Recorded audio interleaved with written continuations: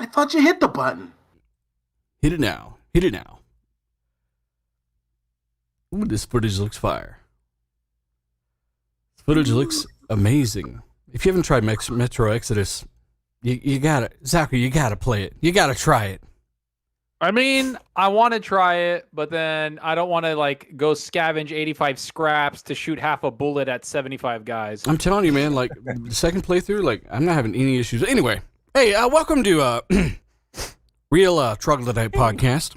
Real Deal Xbox Podcast, guys. Thanks for joining us. We are very thankful for all of you out there that do support what we do. We got a phenomenal show, a phenomenal panel, and if you haven't hit the like button, maybe share it with a buddy or two. And you know what? Xbox is they're doing a lot of really, really cool stuff. And we've got all the latest and greatest here today. But we're going to do some introductions, some shout-outs. Again, thank you for what you guys do. Hey, D-Batch, brother. How you been? Another week, another RDX. I'm good. Like I was saying before the show, I'm over the moon. I don't have the kids for 2 months, so I'm ready. I've started drinking already, and let's just go. Yeah. He's like, I'm ready to go. I'm hyped up. I'm good to go. Hey, we've also got a few good guests. We'll introduce them after the regular panel here, but thank you guys so much for coming on. Hey, Tim Dog, brother, another week, another RDX. Another Game Pass ad.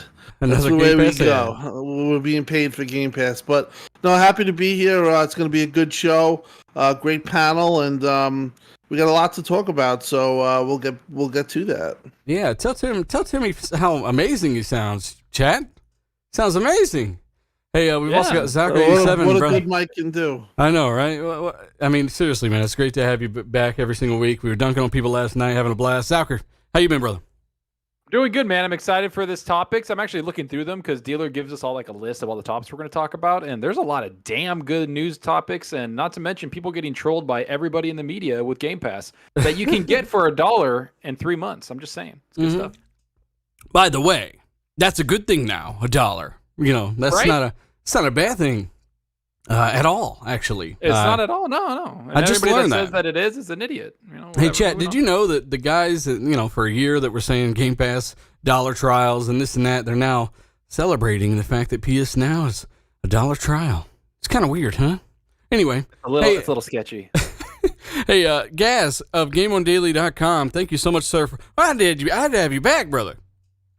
Matt, thank you for having me. I'm here ready to jump into Source, and yeah, let's get into the U-turns, the hypocrisies, and the souls. Let's do it. I'm ready. Hypnosis. And we've also got Kid Smooth. We go way back, brother. And I was saying this several weeks in a row, actually, on the show. We got to have you on again, man. You're the first person to reach out to today. Thanks for coming on, man.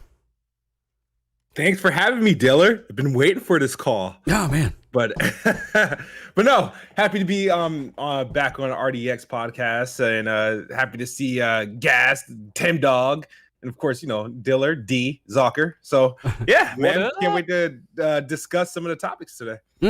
Yeah, we got so many people in the chat saying hi as well. Big shout out to Ace Out Gamer. He does say, hit the button, Dealer. Tell Zocker to hurry up, and get his baby carrots so we can all begin listening to the show. Get it going. Let's hear it. Thank you so much, sir. Do appreciate it. Shout out you don't rush the baby carrots, bro. You don't rush them, right? Yeah, you got to slow. That's a whole process. We'll get into that. That's a post-show thing. But really, we've got so many great topics, so many great shout-outs to get into.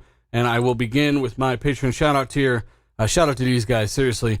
So we got Ricky Falan, Johnny No Life, Destiny 2 News. Check him out. Max Power Plays, Faultline Z, Fierce Fuzz, MegalifeCBD.com, Not Silik, Alex Emery, Elk Dude YouTube, Bad Boy Live, Achievement, shout out to him, Nano Polymath, new moderator, Zoradin, Costanza, Wayne, Scout Trooper 74, KY Bob, Goose 84, Straw Hat Khalifa.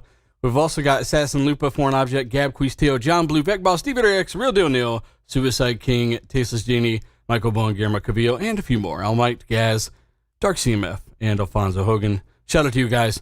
Hey, we'll start with some lighter news, right? Just the lightest news of the day. Sony bought Returnal, and apparently they accidentally leaked via the Japanese Twitter account that they are picking up Blue Point Games, who do the remasters for, what is that? Demon Souls and what's that other one? Shadow of the Colossus, right? And then they did... Shadow, yeah.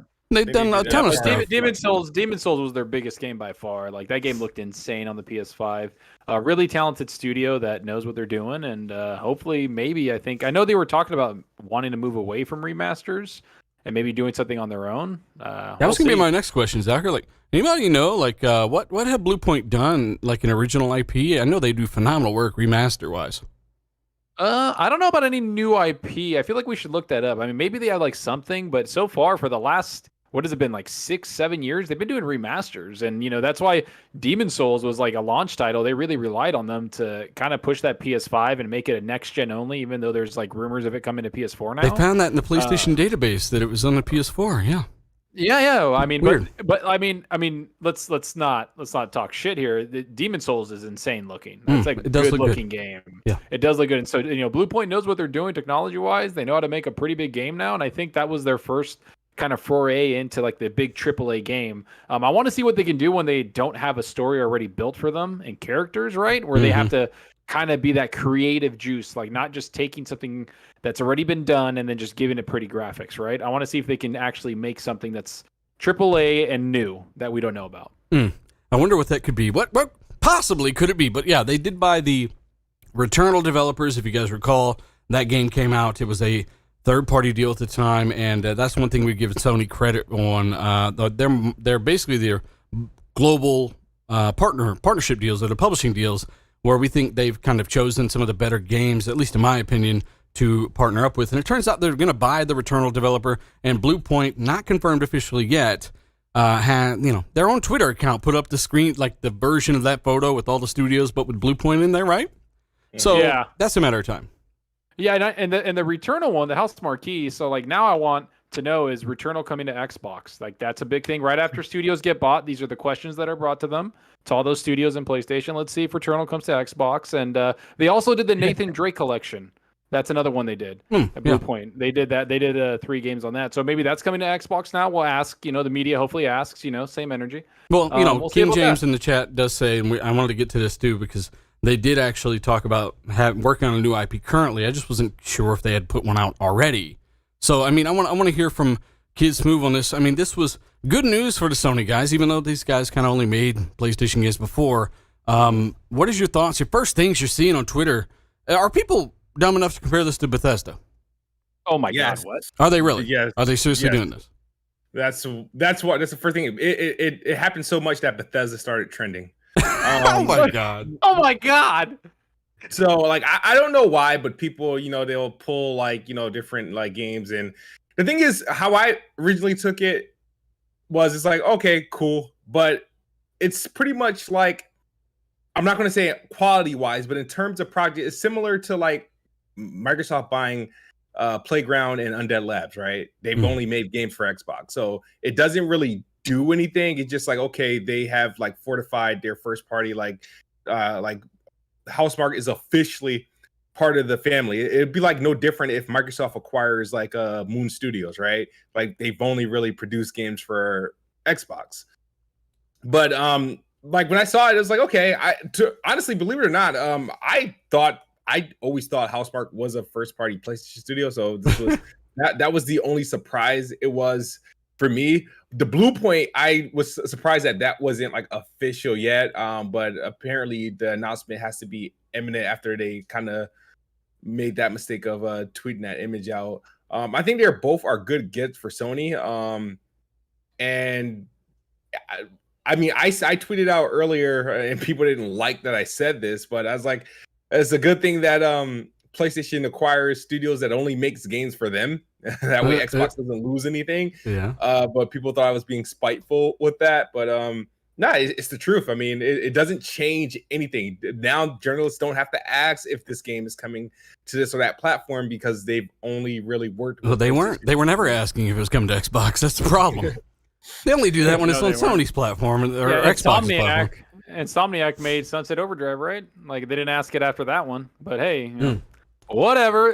The funny thing is that I find that this interview just came out with Jim Ryan, where he was like, "We can't solve the first party thing or talk about first party by just throwing money at it." And then they're like, "We bought House Marquee, by the way." It's like, what? Like you're contradicting. Fuck. Hey, Fonz is in the chat. Like Fonz Really Gaming. Shout out to him. Like one of our extremely good friend here, and I wanted Fonz's take on this because Jim Ryan, they were Steak and Shake, right? And they were talking about this, and we didn't get all the details. We just heard Jim Ryan say that, hey, look, we're not going to go out and spend money to expand our first party. We're going to do it organically through buying everyone out, right? They literally contradicted themselves. Zaki, you're right. Like, Gaz, when you heard about this whole organic growth followed by here's the check, sign it. What are your first thoughts on that? It's so stupid, man. It's like at every turn, Sony's new PR is we will lie to you and do the opposite. Because again, this is no, honestly, I'm not just swimming in the sauce just for the sake of it. It's come to the point where it's a bit laughable. They make these statements because this is a company that we consider is the market leader, right? So if the market leader is doing things like making statements to the contrary, well, knowing full well that they're false statements, I still don't think PlayStation got enough, or Jim Ryan or Sony didn't get enough heat for completely misleading gamers to the point where there's actually room there, I think, for misrepresentation, saying that we believe in generation stuff. But it annoys me that they say the statement wasn't long ago about this organic growth. And then they go ahead, and we knew is BS because that statement has been said, but that statement was false since you go back to the history of what PlayStation has been acquiring studios with. What's organic growth? They don't just impregnate themselves and give birth to developers. They buy studios. They've been doing it for years, and now you've got a case here, right?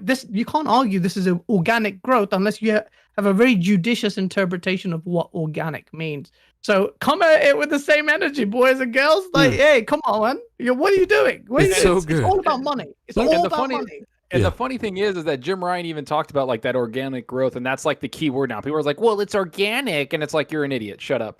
The whole point is about money. They don't care. House Marquis not sitting there going, it's organic. Now they're like, how much are you going to pay us? And the other thing that Jim Ryan said was that he brought up like Ghost of Tsushima and all these other games where he's like, that's what we mean by organic, giving these people, the ability to take a risk in a game. We didn't think Ghost of Tsushima was going to be like this. And I feel like Jim Ryan is taking a lot of credit for what Sean Layden did. Like, these games were like 5-6 year development cycles. Like, Ghost of Tsushima was 5 years. Sean Layden was running shit.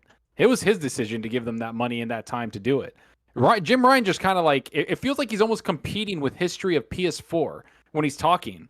Because like a lot of people are asking him questions about like, what are you doing with the studios? What are you doing with these games? And then you hear about Sony Bend actually saying like, yeah, we're not getting a sequel like we wanted, and we have to do all this other stuff and fight for basically what we're doing. Mm-hmm. So it's like all these reports are very contradicting to what they're saying. And don't get me wrong, them buying studios is exactly what a lot of people were asking for. Competition. That's competition, people. This studio's being bought, all this stuff going on is because Xbox is buying shit. This is a direct response to that. And don't take it any other way. Don't think it's just like, oh, it's organic, so it was just a natural fit. No, they're looking for shit to buy, things to lock down like Deathloop, Ghostwire Tokyo. They're throwing money at it just like Xbox is doing because gaming is growing like crazy. And that's the only way you can do it. Yeah. That's it. Yeah. Hey, shout out to Benny real quick in the chat. He says, where's Colt? We've explained that. Colt's been here for 4 years. He went off and started a show like a lot of us have done. And we're still friends behind the scenes. Like, we call each other, or there's no issues. And, of course, he can jump in the show anytime he wants. So I just want to ask you to calm down, Benny. Yeah, he had a vasectomy. And he's gone. Guys, he's going to take a little while to recover. He had a vasectomy, and then he stubbed his toe real bad. Benny, you got to chill out, buddy. Just too many animal crackers. Slow the fuck down, okay? Hey, I want to go ahead and kind of, seriously, Returnal developers, they did House Marquee. Did they make Resogun? Who made Resogun? For some reason, I got them crossed up. I thought they made Nex Machina. They also made that as well. Nex Machina was awesome. Yeah, they did Resogun was their launched PS4 to PS3 title or 4 title. Hi, Tim. Well, hello, guys. Mantis Tabakan. Go ahead, Tim. Go ahead. I'll get these in a second. I mean, it's just a smart buy. It's something that kind of expected. I don't know. I wouldn't, so I wouldn't be 100% sure that Blue Point is definitely happening. I would say it's a very good indicator, but I wouldn't put all those eggs in that basket because that could just be a mistake. But as far as this developer, it's a smart move. And it's a small move. It's not a huge move.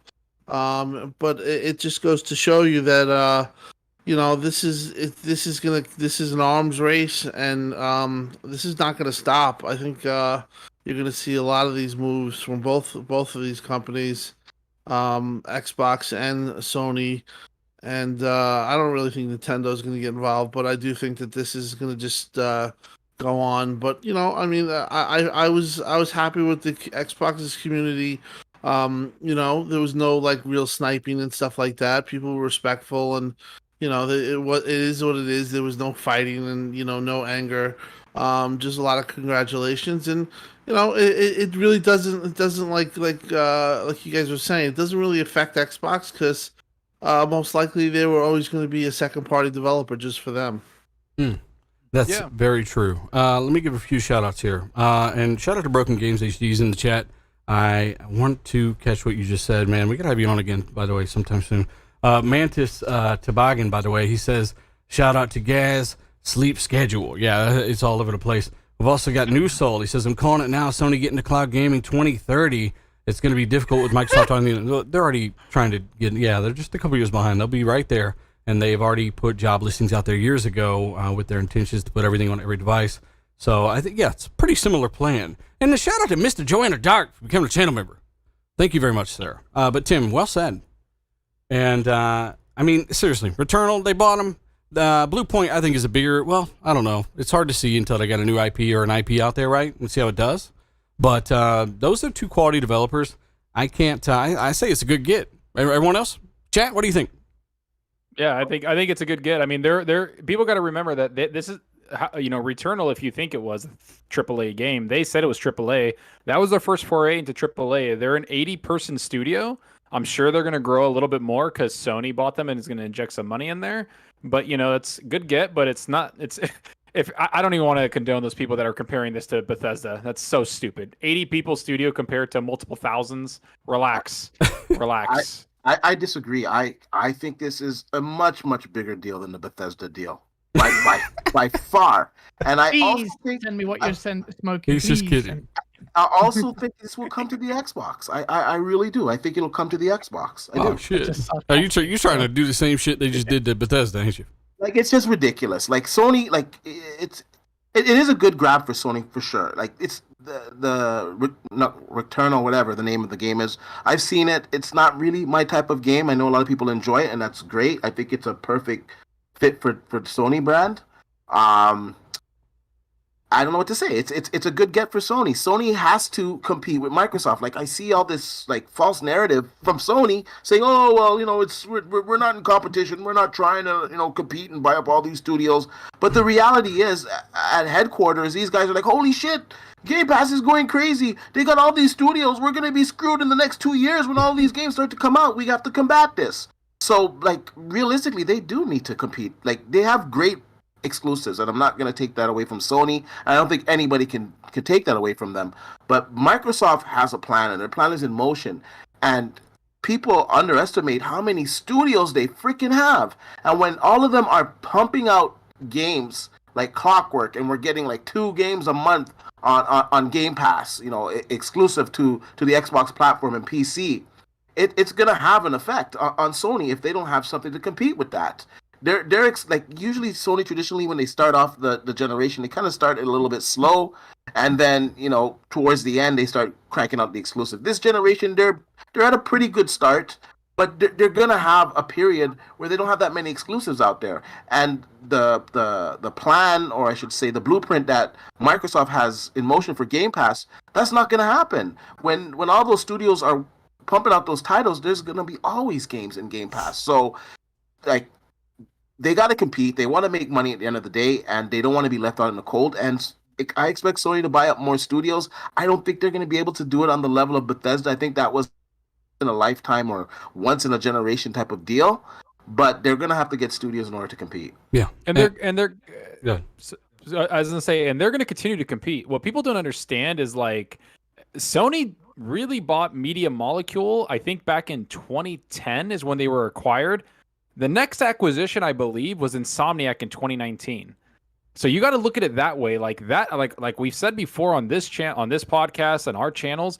Xbox buying these studios is pushing Sony. Like they bought Insomniac, now they've bought House Marquee. They're gonna maybe buy Bluepoint. Like this is a direct indication of the tide turning. And it's look at EA, they're buying studios also. This is all about content. This is all about getting things. This is why it's like this is a seller's market right now. Companies, these video game developing companies are like, sweet, we're in high demand. People want us because the gaming market's growing so much. And Sony's directly buying studios because of that, much like Xbox is buying so many studios. That's the whole point. You're going to see more of these from Sony. They're going to have to throw money at this. It's just the way the business is done. And that's what Xbox is doing. You're not going to win a battle of the wallets versus Microsoft, but you are going to have to find out, like he said, organically. To me, it's more strategically.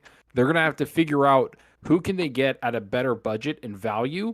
And that's what Sony's going to have to do. And I think they're going to lose out on a lot of people if Xbox becomes part of the conversation, or even EA does, because they have more money to throw around. Yeah.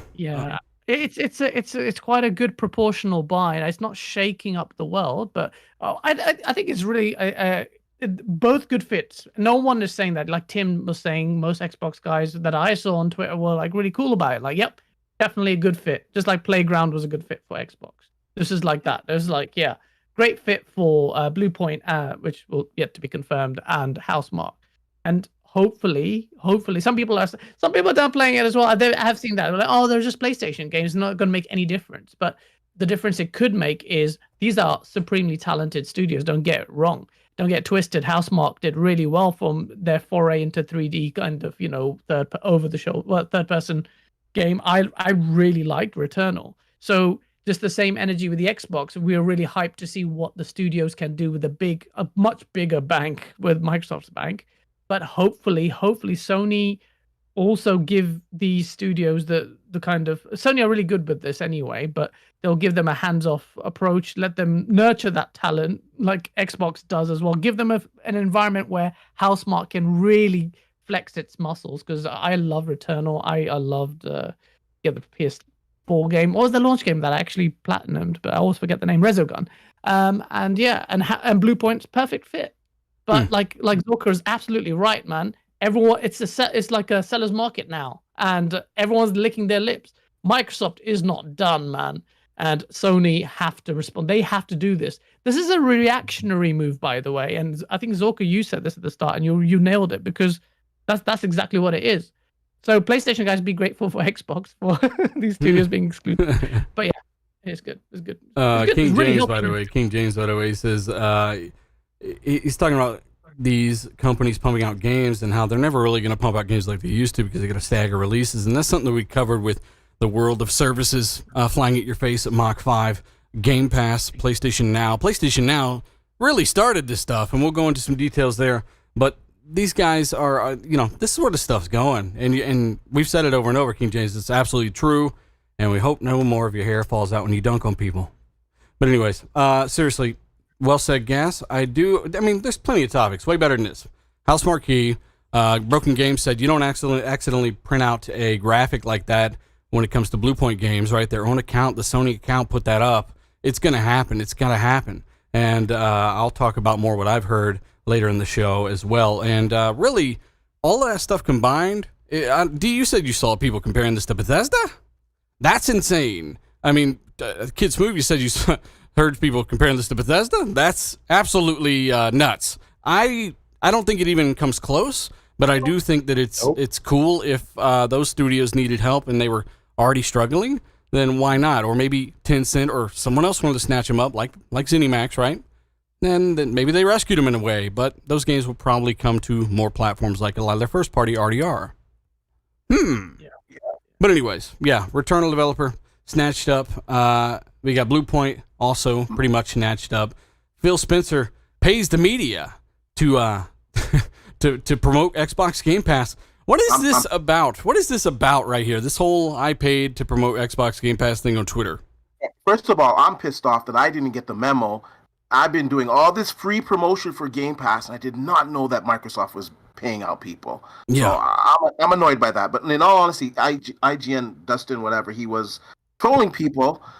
They were they're upset basically that he likes Game Pass. Like it's so pathetic. Like we talk about all the time on this podcast how Microsoft they just get no love, and because he is positive about Game Pass, and he's not the only one. Like Game Pass is a fantastic deal. They got so many games in there. All of their first party games are coming there day and date. It's a fantastic service. If you have PC, it's married with PC. It's a great service, and because he likes it, they're saying that he's getting paid by Microsoft. So he kind of started trolling the guy. So he tweeted out, "No, I'm not being paid by Microsoft. But by the way, did you know that Game Pass is only $1 right now for 3 months, and you get all these games and yada yada yada." And he was like trolling them, and they were like losing their freaking minds. It's like I just don't get it, man. And he's not the only one. He's not the only one, dude. Like, Skill Up, a bunch of people, influencers from across the gaming community got Game Pass day one. Yeah, Alana Pierce, everybody got Game Pass to trend globally on like Twitter because of it. And then, you know what? I know we gave a lot of shit to Xbox marketing, but I'm gonna give them a big up right now because for the last year, they've been kind of killing it. They've been using the trolls to just advertise their product. They're like, fuck it. You want to call it a refrigerator? Here's a mini fridge. You want to talk shit about Game Pass? Here's this. Like, Phil Spencer responded to this. Everybody did. Like, I'm giving them credit for just embracing the sauce, the toxicity, and being like, yeah, fuck it. You're giving us free advertisement. Let's just keep going with it and roll with the punches. That to me is self-awareness and just awesome. And that's what they've been doing. Like, everybody, for it to get trending on Twitter just made me laugh. Because I looked at it, I was like, what's going on? Like, I got tagged in a lot of shit. And people were like, Game Pass. I'm like, did something drop on Game Pass I don't know about? Nope, it was just a troll. And then even some PlayStation fans that I know are PlayStation fans were kind of like, all right, this is kind of fucking funny. And they even laughed at it. So it was all in good fun. I think the achievement with this whole thing actually is good that it came out organically. It did. It's just from a joke, but you know, D-Batch, you're saying it's a good service. It's not just a good service. It's the best value in gaming to the point where, to me, it feels almost illegal that I have Game Pass. But the thing that it grew organically in the sense that people were saying it, they're saying it in a jokey way, but because there's so much positive buzz, it was the community that pushed it. It wasn't the Xbox marketing. Obviously, they jumped on the bandwagon like they would, otherwise they'd be stupid not to do so. But the community did it, and then Xbox jumped on the bandwagon. But the funny thing is, when corporations do this, it goes wrong really quickly, right? And Xbox have had bad marketing in the past. You know, we saw EA, I think last month or the month before that, they jumped on this and tried to make a funny, like, you know, the official Twitter page or handle making some kind of jokey tweet, and it fell flat on its face. But then you had Xbox Game Pass's Twitter and the official Xbox one, and it was genuinely funny. And to pull that off, it's really great. But you're right, man. There's a night and day difference in the Xbox marketing this generation. Right from the start, when the Xbox Series S got leaked with that little emoji, now that I see that eye shifty emoji or GIF, I associate it with Xbox, and that's powerful. Their marketing is getting a lot better. And is anyone noticing all these ads for Redfall, even though I haven't seen any gameplay for it? They said it's coming out like summer next year. Yeah, summer next year. I think next year is when they're going to try to start that. You know, they've talked about it, bringing out 4 big games a year, right? Like for each season, sort of. So I think Redfall is going to be the one, or maybe the game before that's going to start that. And we're going to get some big games every season. So summer is the season, and that's going to be the big game coming out. I can't wait to play that game. I don't give a shit. I love those games. I can't wait to. I know people are saying, "Oh, you haven't seen any gameplay for it," but the CGI is. People are excited for a reason. It's not. You're not precluded for. Yeah, it's not just vampires. It's not vampires. It's vampires. It's vampires. It's vampires. I want to hear from Vampire Tim. I want to hear about this whole marketing thing with Game Pass and anything that you saw that kind of caught your attention. And then I want to hear from Kid Smooth. You know, if he's got anything, we'll move forward and get some of these guys in the chat too. Yeah, I really the way that whole thing unfolded. It started with Destin. And then, you know, then you started really seeing people like crying that there's some type of payment going on, and you know, Xbox is you know, influencing these influencers, and you know, it was really funny because you really had some people that were like starting to go crazy, and then you had the Xbox community say, hey, let's get this trending. and the power of the community basically showed itself, and we got it trending. It was pretty funny. I was in the middle of it. Colt hit me up, and he said, "Let's do this," and then we just started saying stuff, and tweeting the hashtag, and it really caught on, and then it was like wildfire, and I think that Xbox really thought it was cool that the community did that, because as you guys said, as Zorka said, they had a little fun of it. Game Pass account was saying, "When's my check gonna clear to Paris?" Just a lot of really good stuff that went on. But I think the underlying fact is that if you think that this is a one-time thing, this is going to be something that every time like Halo drops or Forza Horizon 5 drops, people are just going to become more and more aware of how good of a deal this is. And you're going to see some hot takes and some people that just say some stupid things. But overall, I think it's really starting to catch on. And I think that the Xbox marketing team is being light on its feet, and they're being funny. They're not taking themselves too seriously. They're just going along with it, the community. And then it's just kind of funny that you have these people that try to downplay it, like when Phil put the tweet up. I saw our friend failed Power Monster. He was like, "It's just a joke. It's not real. It's just a joke."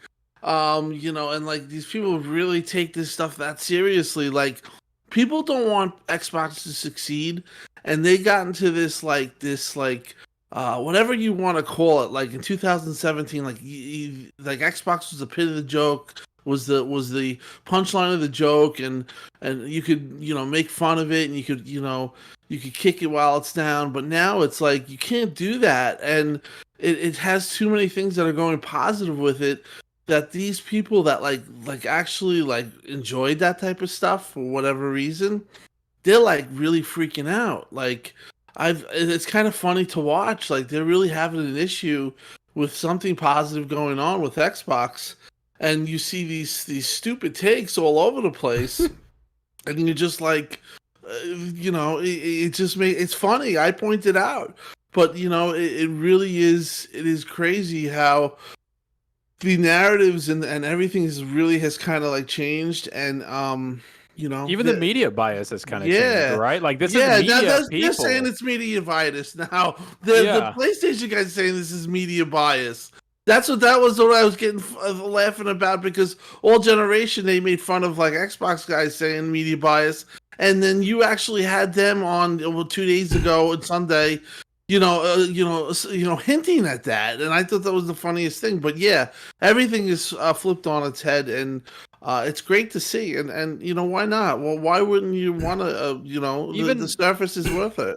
Even the media, I was gonna say, even the media. Sorry, my bad, guys. Hold on, give me a second. Even the media, I'm gonna hold his hand while I talk. Right. Even the media biased, the thing they're talking about, let's be real, the media did throw Xbox through the mud, but Xbox decided we're gonna just bring Game Pass and make it the value that it is, that nobody can deny it, and you can't. I'm sorry. And even the media is yo, man, this is insane. I mean, we've had multiple big personalities talk about Game Pass and be listen, this is insane. In the day and age where companies like Activision and a bunch of companies want microtransactions out of your ass and charge you $70 like Sony does, Xbox is giving you games for this Keep price. An eye on the chat, by the way. I'm getting buffering over here, and it's storming crazy. I'm just throwing it out there.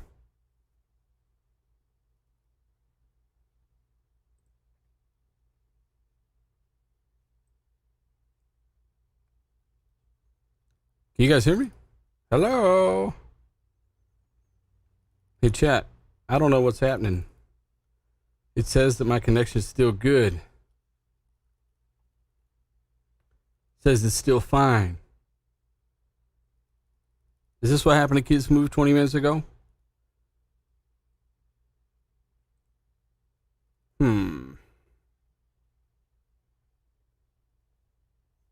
Interesting.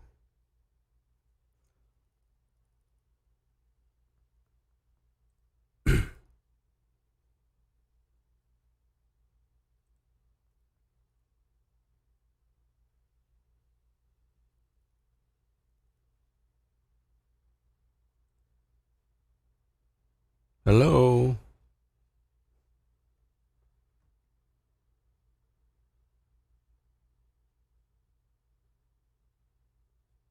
Okay, well, thanks to Luca. She said that she can hear me, but chat, let me know what you can hear, okay? This has never happened before. And that's just facts.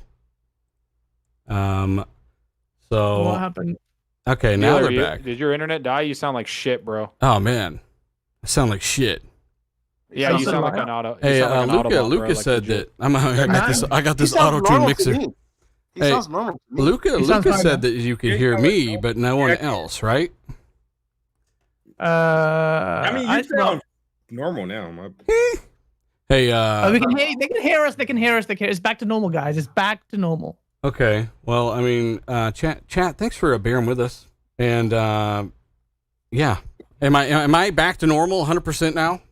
Yeah. Sounds like it. Yeah, we're back. Okay, We're well, back. let me give it a shout out real quick. We haven't done this yet. It's the least we can do. We got a shout out to almost 1,400 people already watching the show, guys. Hit the like button if you haven't. It is raining over here, and storming a little bit. So we apologize. The show gets cut off randomly. That's sorry.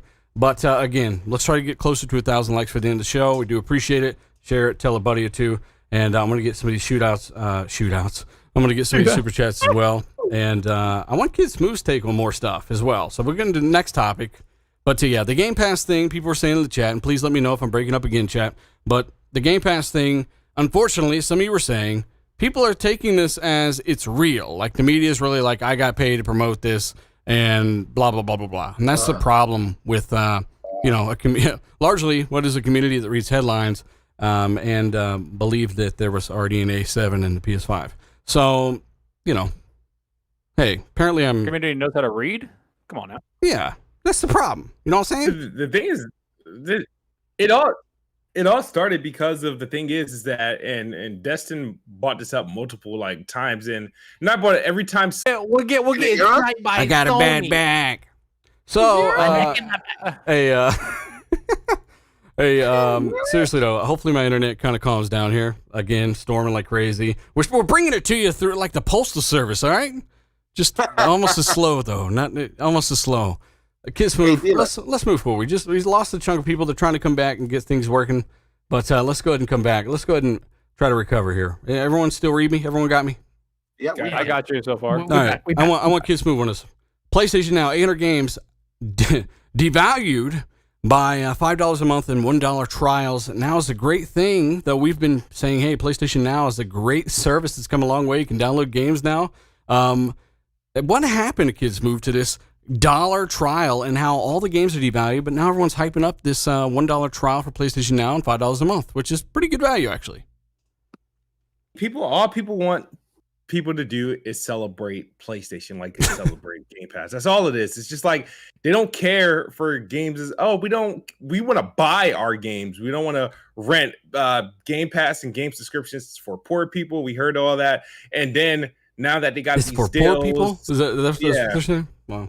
Yeah. Now that they got these deals, these $1 deals, don't let PlayStation announce that their PlayStation Now subscription grew. Please don't, because that whole the whole narrative is just gonna go out the window. It's just people don't like it until PlayStation tells them to like it. So PlayStation Now, like I said, I was an early adopter of it. I kind of stopped using it because when I was playing it was exclusively streaming. I haven't resubscribed since, but if you're only playing on PlayStation, it's a good option. It's a cheaper option, especially for the stuff that you could download. I still don't trust the streaming side of things, but it's still, to be quite frank with you, still not quite Game Pass. So it's not. Yeah. I really don't have much to say about it. It's not even close to Game Pass to me. I mean, the service is great. It has a lot of games, 800 games. But again, all those day and dates is what people go for. That's what Netflix found out. That's what a lot of people found out. You need content to continuously come in there. And that's how you're going to get spikes. That's how you're going to get more people. That's how you're going to get interest. I'm playing Dark Alliance right now. And yeah, that game got fucking destroyed by reviews. But I'm having fun. And I'm going to beat that whole game. I'm 16 hours in, bro. I don't give a shit. That game's fun as hell. All right, calm down. I'll fight. I don't give a shit. I'll give a shit. I get it. You have fun. Shit. I sounded like Deacon and freaking Days Gone. Shut up, Just choking in the corner. Yelling in the bushes. But no, I that's the only thing. And yeah, it's $1. Cool, man. Anybody that hated on like signing up for $1, like they're just looking for any narrative to hate on Xbox, and those people should be blocked. I don't know. People are saying they don't care about PlayStation Now, but you got to remember that this service has come a long way. I think, and we have Bill Stillwell. He's the guy that led the Xcloud team, right, on the show, and he agreed that PlayStation Now needs to rebrand because people still associate it with bad streaming, right? It's come a long way. Yeah. All right. Well, okay. The little box down here is green now, so I'm getting some upload back. Yeah, it's just my internet, guys. What do you want me to do?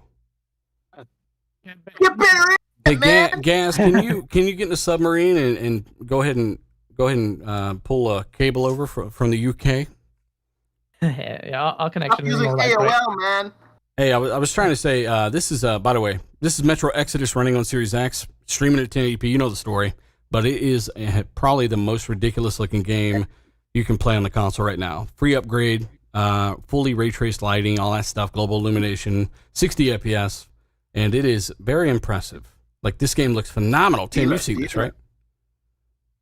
Yeah, I was told to play it, and I played it last night, and I was really impressed. It really shows ray tracing off well. Really good looking game. So if you haven't tried it, this would be. Go outside. I would try getting rid of the gameplay for a time being and put, like, I don't know if you have like a RDX logo. Well, the thing is, though, I'm looking at my internet upload right now, and I'm good. I'm back to normal, right? 10,000 kilobytes up. But it was all the way down to 0, so it's definitely an outage thing. But I mean, it's looking strong at the moment. But it does have kind of like Tourette's, but for instability, and it will magically disappear like it's going down right now, and it's going back up. So I could narrate this all day, or we could just move the fuck forward. What do you guys think? I think it's funny that the views go to like 500, and then when we're back up, it jumps back up to like 11 to 12.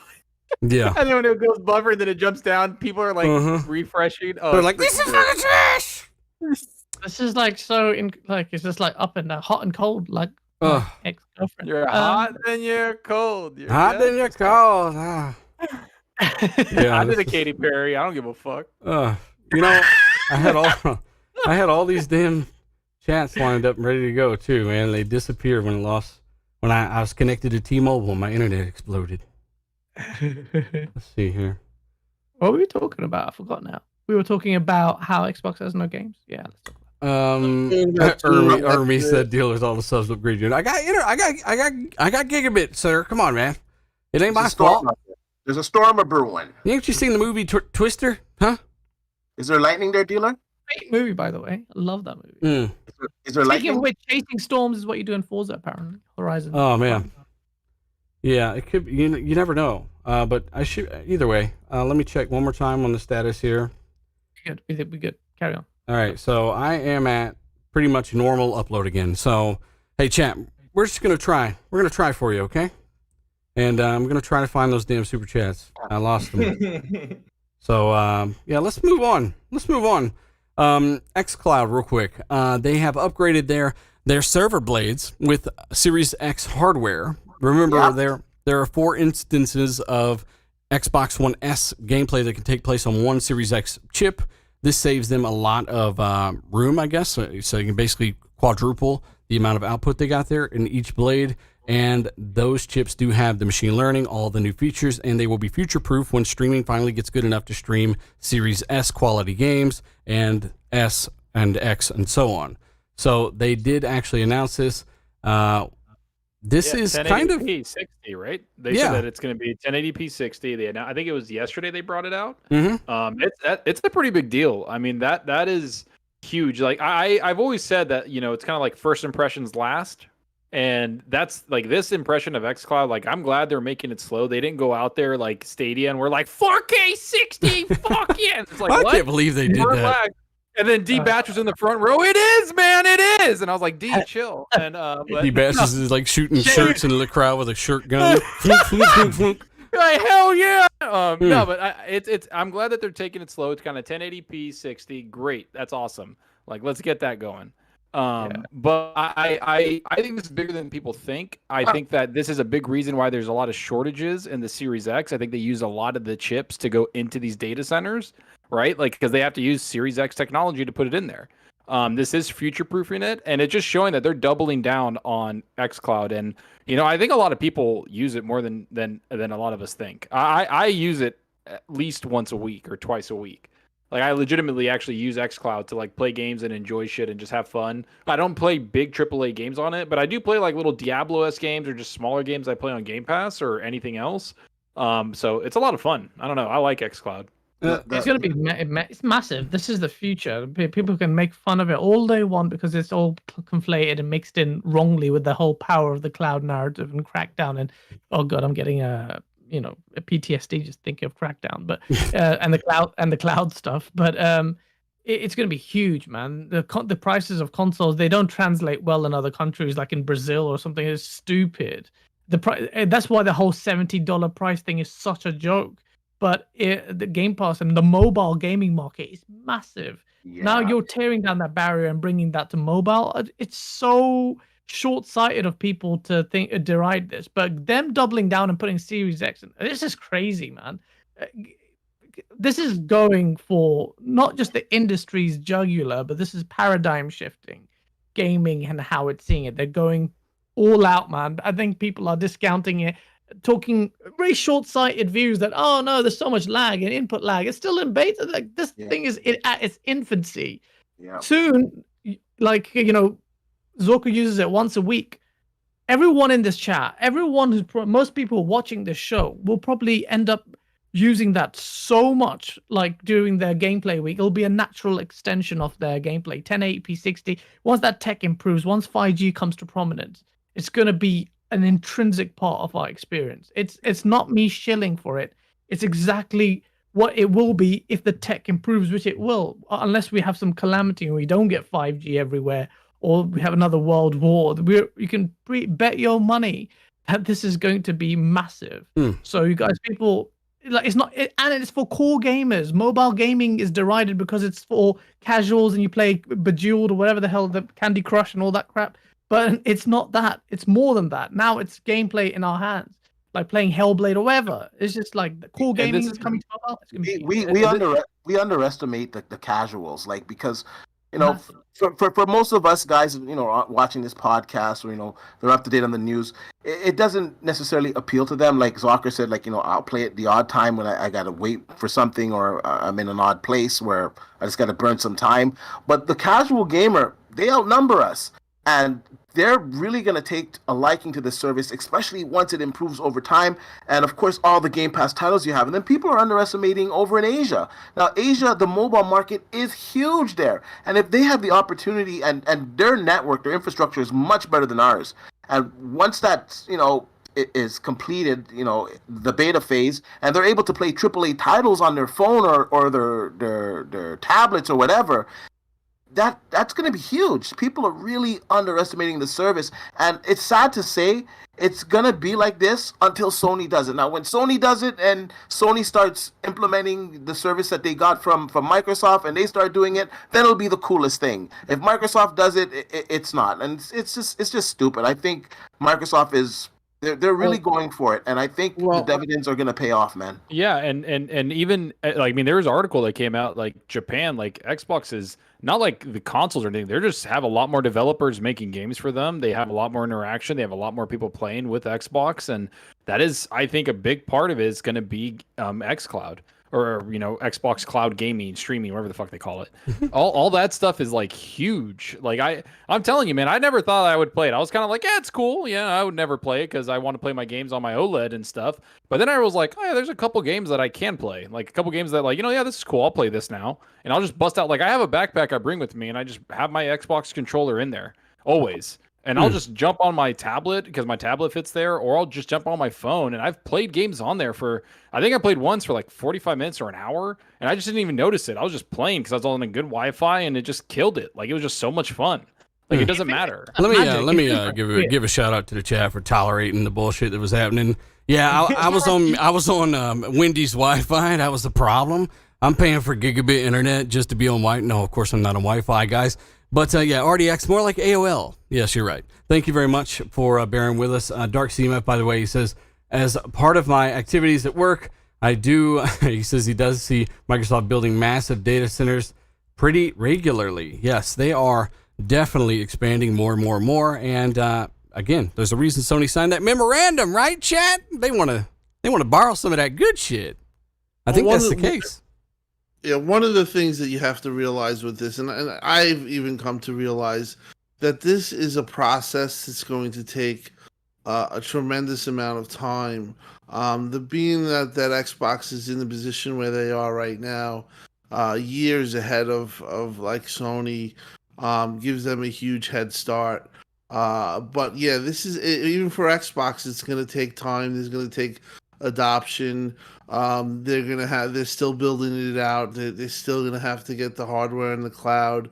They're still going to have to push out bandwidth, and certain things where they widen pipes so that you can have more data. Fat pipe. I think like Stadia is doing very well. Aside from they don't create games and that's their bugaboo, but as far as their technology, I think they're in a little bit of a better place than Microsoft.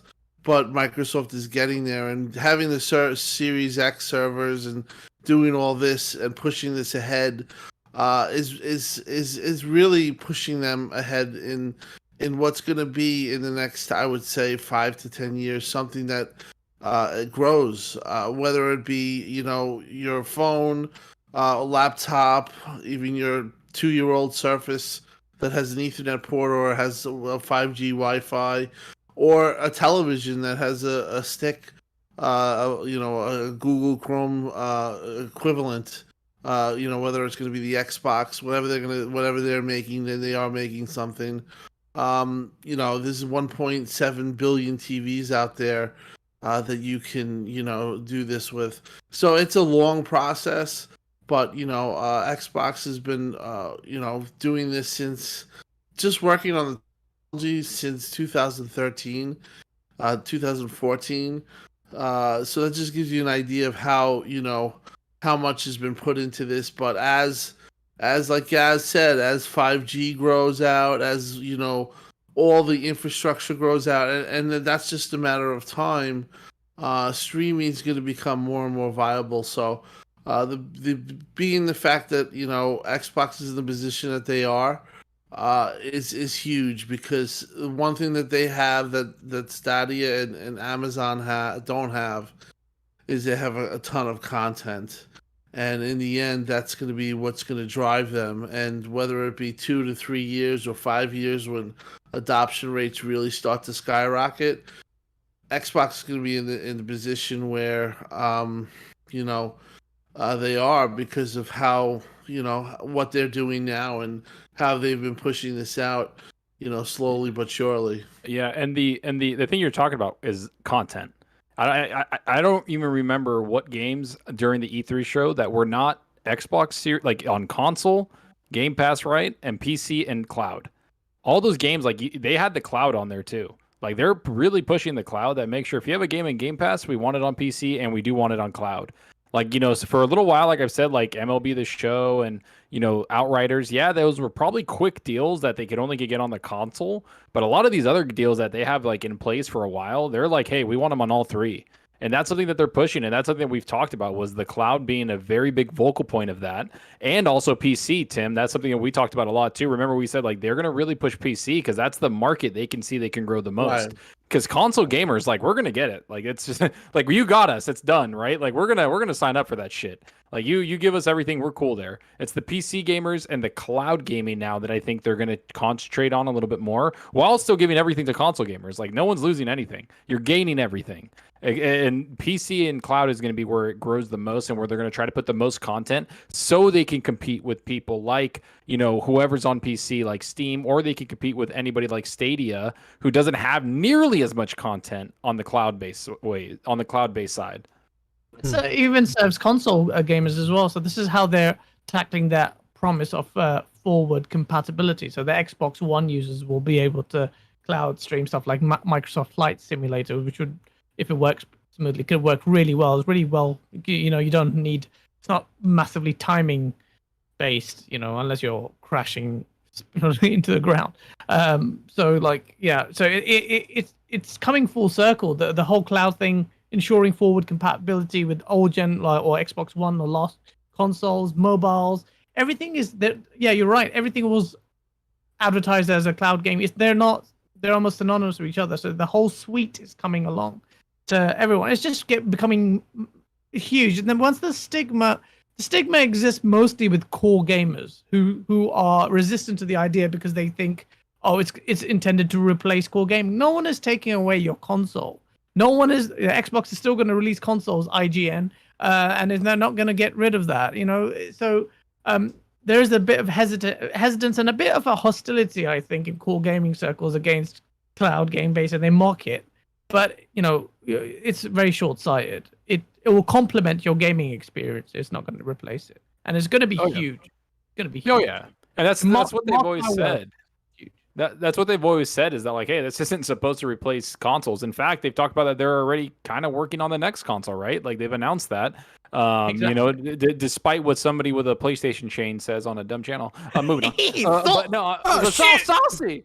Oh shit! No. But that's the whole point. They've always said that like this isn't something that you're supposed to like not buy an Xbox or not buy a PC. It's just something that like you can pick up, play where you want to play. That's it. Yeah. Like, you know, this is supposed to complement that. And I've always said that, like, even on PC, people are like, why would you stream on PC or Xbox One? Because not all PCs are created equal, people. Yeah. Everybody can play somewhere else. Everybody can play a Xbox Series X only game on their shitty PC by streaming. All that matters is your internet connection. And it's not going to be, you know, fidelity like a native installed game on native hardware. We all know that. It's just there just in case. If you're on a laptop and you're chilling somewhere and you're waiting, you can just play really quick. Like, that's the whole point of this.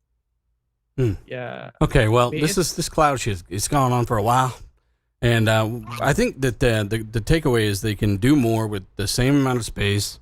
They can decrease latency. They can increase performance. And they can do all of that at no extra charge to you. So if you've got a Game Pass Ultimate or whatever, just like we said from the beginning, it all fell into place. This is, let us know. Let us know if you tried it. And let us know what you think about the improvements over the last generation. And of course, your network, if you're on Wendy's Wi-Fi like me, you're fucked. It doesn't really matter what you do. But if you're not, then, let us know if you've noticed any sustainable improvement there. But I want to move forward. I want to move very far forward. We've got information on Starfield. We got information on Elder Scrolls here. Just some updates on these games. Now, Microsoft ecosystem exclusive. Again, to the chagrin of many out there that for some reason didn't think about how business works. This will be the first game, by the way, Starfield, to use the Creation Engine 2. It is like the jump from Unreal Engine 4 to 5. It is a different engine, and they do say that they've spent years developing this to power their next generation of both immersion and exploration, which tells me something about Starfield that is common sense. You're going to be flying around damn space, and you're going to be going to different planets. And I'm kind of impressed with the way the trailer looked, seeing as it didn't use any cinematic tools they confirmed. This is what the game is going to look like, just like they showed Fallout 4, except for it's going to have a scope that I don't think many of us have ever seen, right? Yeah. Starfield is looking to be massive. 25 years in the making, man. These guys, this is the game that they can finally make because the tech has enabled them to do that. A lot of people make fun of Bethesda's games because they call it Bugthesda and stuff. But the reason why they're so buggy is because they have all these intricate little subsystems within their games. Upgrades and base building and all kinds of stuff. That's just what makes their game so good, and no one really does it like that. So that's why, they can be buggy because they're going and really pushing the boundaries there and a lot of depth. But what makes Starfield really scary is that it's scary in the sense, in a good way, that this is something that's been cooking for a while. The tech, it's finally at a stage where they can help realize their dreams. But the game, I mean, like you said, there are no cinematic tools used for that game engine. It looked amazing. But the more you hear about it, we've seen the game, we've seen the in-game proper. So people need to understand. some people still confused about it. Like when dealer says no cinematic tools, that's how the game will look because they haven't used any trickery or anything. That's in engine. So there's that. But despite not having seen much of the actual gameplay, what they're talking about is a game that this is so down my alley, man. This is hitting all the right vibes. Like deep. This is grounded in reality, but it's hard sci-fi. Like, if you're a fan of Interstellar and stuff like that, planet exploration, it's gonna be amazing. Yeah. I can't imagine. There's nothing like that. The only thing I can think about is No Man's Sky, and then we know how that turned out. Yeah, we don't want to think about No Man's Sky. Philly Eagle's killing my buzz. He says, until this scope is showing off, I don't care to speculate. Man, come on, let me dream, bro. I'm trying to go out and colonize shit. I don't know why, and I don't know if there are enemies or anything. Is there any other little details about the game that have come out? Like, can you the attack Han Solo stuff, man? That's what he said. So like, it's a Han Solo type. Like, you're basically Han Solo. So you're going sitting in a through space cantina with some weird alien music. I mean, what do you? I mean, hell yeah, dude! I'll be a Chewbacca. I What's love up? that. I love that thing. I'm down, dude. No, I honestly. Kiss Move. I want to hear from Kiss Move real Didn't quick. astronaut put a like a gun on the table so that So you can shoot space rocks. We know that, right? What else do you think? What else are you hoping for? Kiss Move is probably one of the biggest IP Microsoft have now going forward. Yeah, probably. man. Honestly, I just hope like there's just some sort of obviously like decent like combat. I'm not sure what they're going to do, but it was very promising that what they did show was like when they highlighted and they said it multiple times that this is not like cinematic footage. This is like in the engine. And the thing is, what we're used to seeing from Bethesda when they showcase their games is gameplay. So they couldn't showcase typical gameplay, but they gave us like the closest thing to it. So they're still sticking to their guns in terms of showing you the closest thing possible to what they're going to deliver. But honestly, I really don't know what to expect from Starfield. But I will say this: what was the last Todd Howard game that didn't get a Game of the Year nominee? Fallout 76. I don't think that I don't know if that's just looked at the game. Todd Howard's game. Yeah, you're right. I know it's his IP, but like I think Fallout 4 would be the last one he did before they the one that really counts. But when you consider Fallout 4, Skyrim, Oblivion, Fallout 3, yeah, I mean, it was Skyrim and it was Fallout 4, and yeah, I mean, you're right. It's definitely going to be a game, and that's the thing, though, too. People want to see game design change. People want to see why new hardware, more processing, has anything to do with why they should play this game, besides visuals, right? Which we've already learned quite flawlessly, that are quite scalable. This game has apparently needed this new technology to even exist.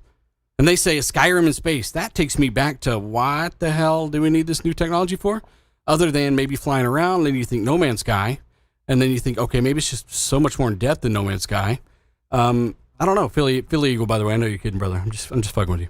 But seriously, it's not going to be procedurally generated. When they announced this game back in 2018, along with Elder Scrolls 6, the first thing they said was this was before we knew the name of PS5 and the next Xbox. It was like this is going to be for next generation.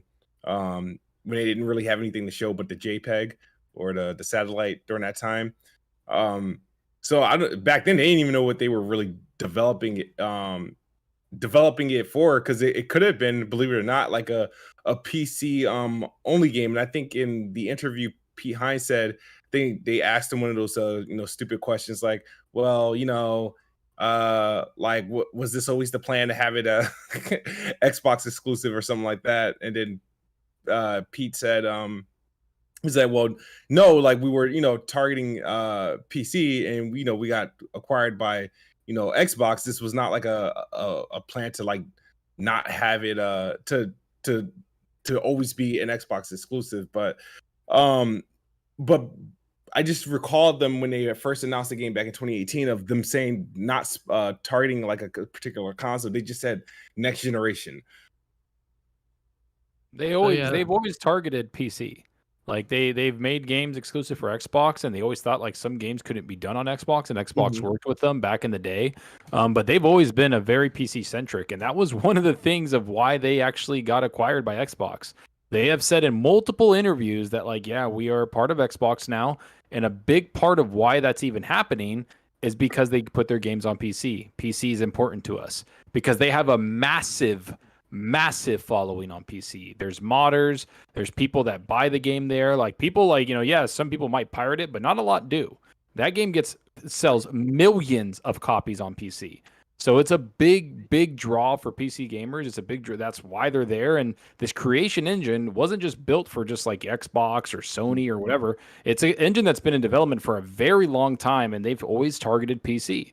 And now that, and then Xbox has always worked with them for 20 years of like putting their technology on consoles and making sure that everything runs nice. Like, I mean, do you guys remember what was it, Skyrim or something, or Oblivion, whatever it was? Oh, or Skyrim, how it ran on the PS3? Like, holy, you can't play everything that ran on the PS3 though. Play it. Yeah, you couldn't. It wasn't playable. Like, people that tell me that they played Skyrim on PS3, I'm like, damn, bro. Like, all right, good job. That's an accomplishment. Like, I don't know what to tell you. Like, I fought through the glitches. The glitches was the final boss.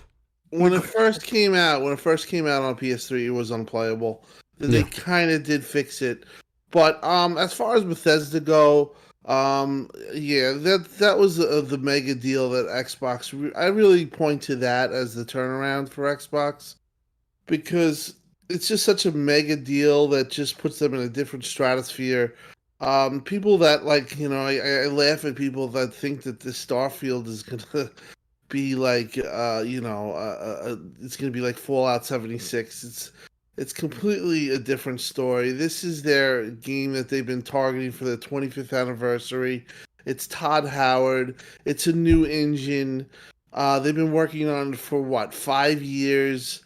Listen, the bottom line is that this game is going to be probably the biggest game on Xbox. Maybe Halo is going to be a little bit bigger that came out, but it's huge. And I joke around with my Twitter, and I've talked about it how, I just type Starfield, and I really just get a lot of traction on that. But the truth is that it really does. There's a lot of hype around Starfield, whether it's at 15 million views on YouTube, whether it's literally people just are really they really want to see this game, and it's just huge for Xbox to secure this IP and secure Bethesda in general. I really have a feeling that if they get it to launch next year, that it's going to be a big game changer for Xbox. Well, and hopefully, like we've said, these shortages of the consoles are not going to stop till probably next year. So that's going to be, next year is going to be a massive, I thought it was going to be the end of this year, but after seeing all the shortages continue, I think next year is going to be a massive Battlefield, like a Battlefield within sales and marketing and all that. Mm-hmm. And Starfield, I know people it's been, people kind of forget, man, they have short memories. It's been 6 years since we've gotten Todd Howard, Bethesda Softworks, single player game. You get hundreds of hours out of Fallout. You get hundreds and hundreds of hours out of Elder Scrolls. Starfield's going to be the same exact way. You're going to get hundreds of hours of crazy content that people are going to be sharing for months. How long have you been playing this, Soccer? Huh? Playing Starfield? How many hours you got in this game? About 6. Oh, okay. Go ahead and finish up what you're saying. I got to give a few shout outs here. No, I'm just saying, it's just big, man. That's what people don't understand. Every time, I play Skyrim or I play anything, I don't like Fallout all that much. I like Elder Scrolls more. Elder Scrolls for me, when I play it and talk with my friends, our experiences are completely different. I got turned into a werewolf. They weren't. I was like, damn. I was like, I got fucked up. And they're like, really? I'm like, yeah. And so all this stuff, everybody's experience is different. The replay value is insane, and those games last a long time in people's memories, right? They shape as a gamer who you are, and that's what these people bring out, and that's what's going to be on Xbox. That's how I said it.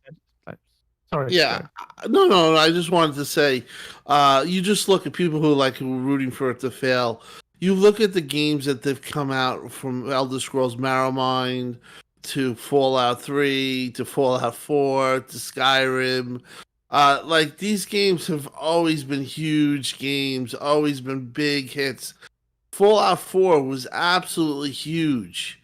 I remember when it came out in 2018 or on the E3 or whatever it was, 2000, whatever that was, whatever the year that was, and it was huge. It was, I think, 2016, but it was huge, and it is a game that you clear your calendar. If you're another publisher, somebody was saying this before on another podcast, is very true. It is it's a type of game that you clear your calendar because of, like Zorker says, 100 hours of gameplay. You don't want to be up against it. You don't want to be up against it if you're another game. So that's how big these games are, and Xbox exclusive. That like I said, that was in my opinion, their turning point. The momentum that they have, the positivity that we all see, the confidence in the community and overall Xbox. I really point to that deal as the thing that changed Xbox to, where it's good times now. Tim Dog 40K Starfield, as somebody says in the chat. He said, "Wake the fuck up, Tim." That's funny. No, I mean, seriously though, yeah, this topic is kind of dragging a little bit, but somebody did say, the great one, he just said, give us a planet destroyer. Like, maybe you can destroy planets and terraform planets, right? Shout out to Spooky Sprocket as well. Another person who, I've lost your name, sir, but he does say that this game, they're keeping it close to the vest, but this is going to be one of those games that blows your mind out the back of your face. And that's what I want. I want some of these big investments that really surprise and kind of blow my mind, right? I was really, really, really, really blown away by Witcher 3 when that clicked. And maybe this is the next, that experience that really gets you. You're like, holy crap, how is this possible? What is this? That's kind of what's so alluring about it. We don't know that much. So that's going to be fun.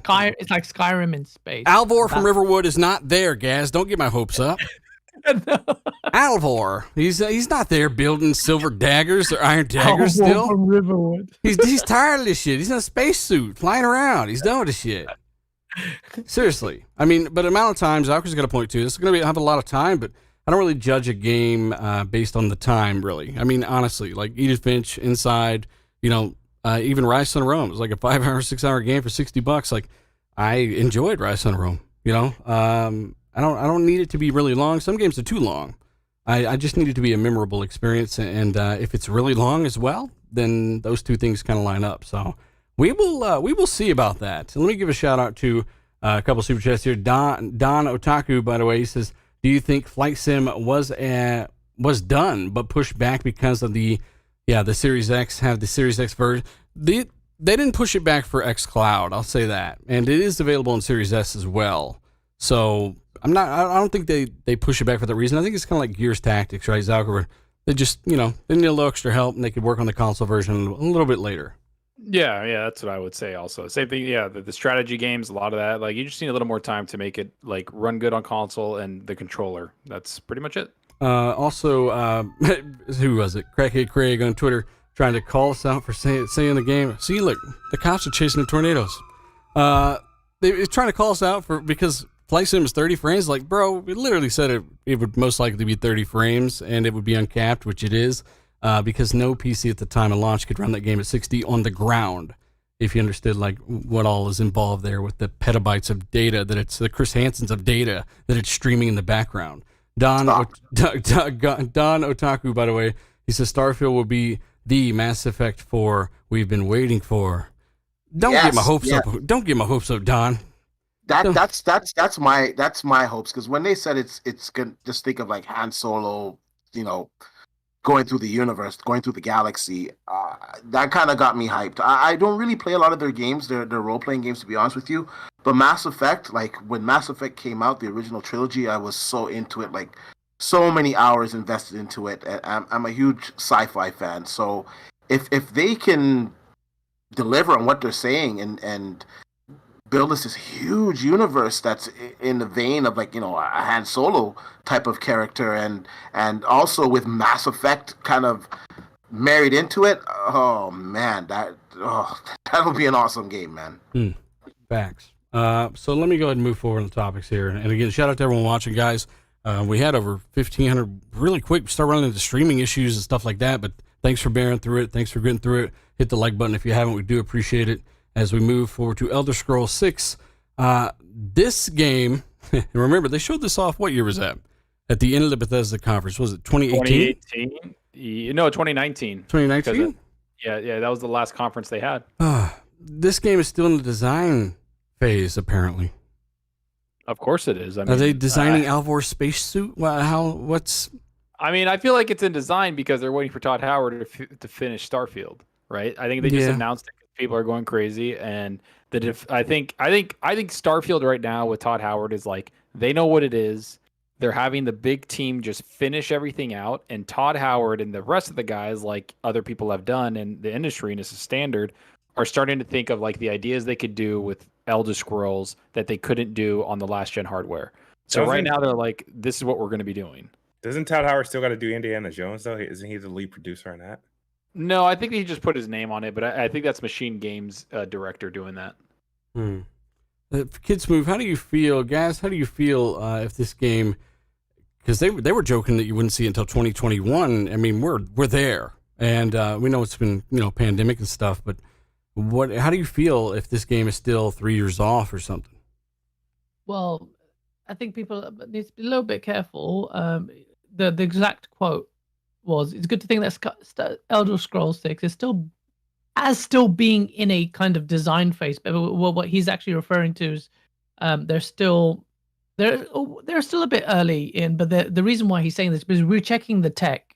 Is this going to handle the things we want to do in that game? In that sense, it suggests that it's still quite early days. But I don't think anyone wants a rushed Elder Scrolls because it has very big shoes to fill. So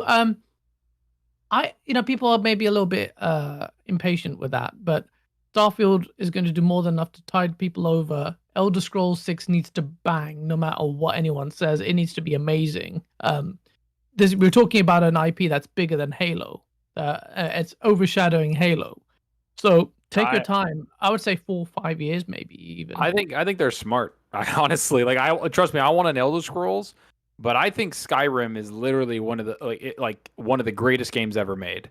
And I think they knew for a long time, like, we might not be able to top this until we get some crazy tech where we can change the game.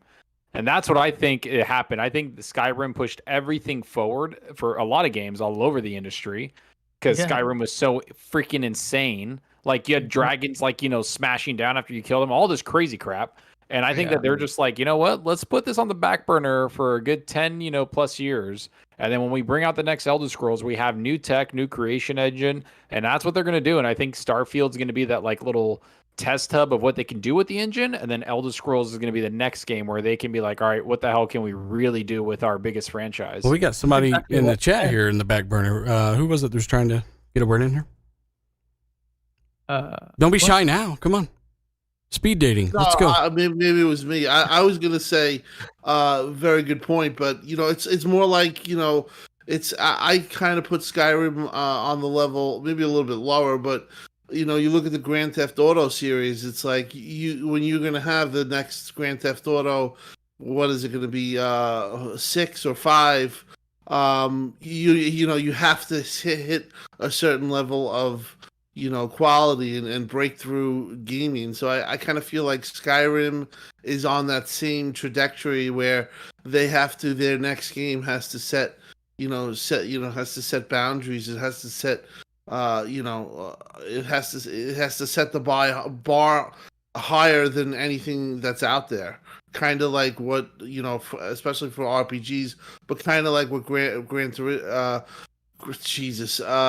GTA, Grand Theft Auto has to do.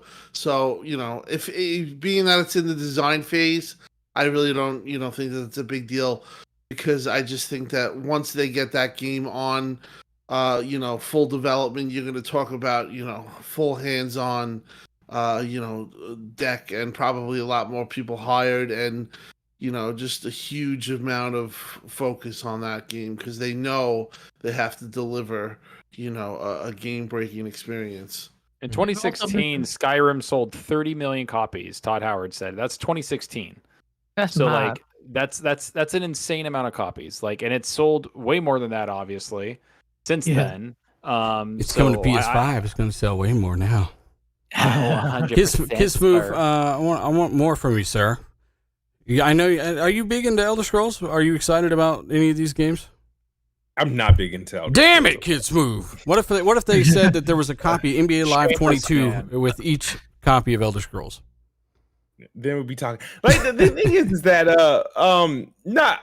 I'm happy at like the amount of like how hype an Elder Scrolls game can get, but these games don't come out too often. I mean, but then again, I don't know, when you consider the time between Morrowind, Oblivion, and Skyrim, Starfield's going to be their first Starfield is 10 years from Skyrim, which is insane. Yeah. Well, 6 years from Fallout, 4. I think their games just come out like, I mean, when you think about Starfield, right? You can't be too surprised that this game is probably 4 years out. Like, it's just too massive. If Starfield is going to be a massive game, like I don't know how often, and then it's going to be on a new engine. It's like when they announced it back, when they showed us that they were announcing it. It was really, I feel like it was more so a move like what's one of those now? You know how when they announced when EA announced the new Skate game, like, oh, they decide, yeah, we're gonna do it. I think that it was like one of those moments, like, well, yeah, we're gonna do Elder Scrolls 6. Don't know when, but we're gonna do it. Well, they showed the engine part like years ago, right? No, I think that was just really CGI. No, like they said that was their engine. Like, it has 16 times the detail too, though. So you never know. Oh, when they showed the forest and whatnot. Yeah. Oh, okay. Yeah, I don't know. I think what people are forgetting is that Skyrim is big, but we also, like, last generation and kind of the beginning of this generation, we had big games to kind of hold us over, right? Like, what I remember was, like, we'd had, like, a Dragon Age, and then a Mass Effect, and then all these other big games, and then, like, the big one, like, the crown jewel of it was, like, a Skyrim. And it's like, then those came out. But now, like, we're not getting those massive games that much anymore. And so that's why I think these are bigger, and it is because development's taking a lot longer. There's a lot more detail into it, and it takes a lot more developers to make it. So it's money. But that's what I think. I think that some people do need to temper expectations of when Elder Scrolls is going to come. But you know what? It doesn't matter because Starfield's literally a year and a half away. Yeah. And Asa makes a good point in the chat. Like, you've got Avowed. Avowed is supposed to be like like, it's not slouch in the department. Then you've got Fable. You've got so many games tiding you over. Fable, Avowed, Starfield. These are not tiny games. These are, in fact, gargantuan games in that similar genre. Also, Elden Ring too. I know it's not Elden Ring. But I mean, in terms of exclusive wise, it's no one is asking for Elder Scrolls to be rushed because there's a massive responsibility there. So I'm not bummed about it. And also on Zorka's point earlier about Creation Engine 2 and what they're trying to do, you're right. They've Todd Howard did say, look, and this is quoting it, direct quote, it's going to have new suites of technology. So Elder Scrolls 6 will have some additions onto Creation Engine 2 that the game's going to require. By then also you can imagine we're well with it into the next gen. The dev familiarity with these consoles is going to be huge. So it's going to be it's going to be a game changer, man. If you think Starfield looks good, wait till you see what Zach Yearwood, he says those damn dwarves better be back in Elder Scrolls 6. Yes. Maybe they are. Maybe they're not. Huh? I want to play as a dwarf. I fucking love the dwarfs, man. I like playing as dwarves. Dwarfs are fun.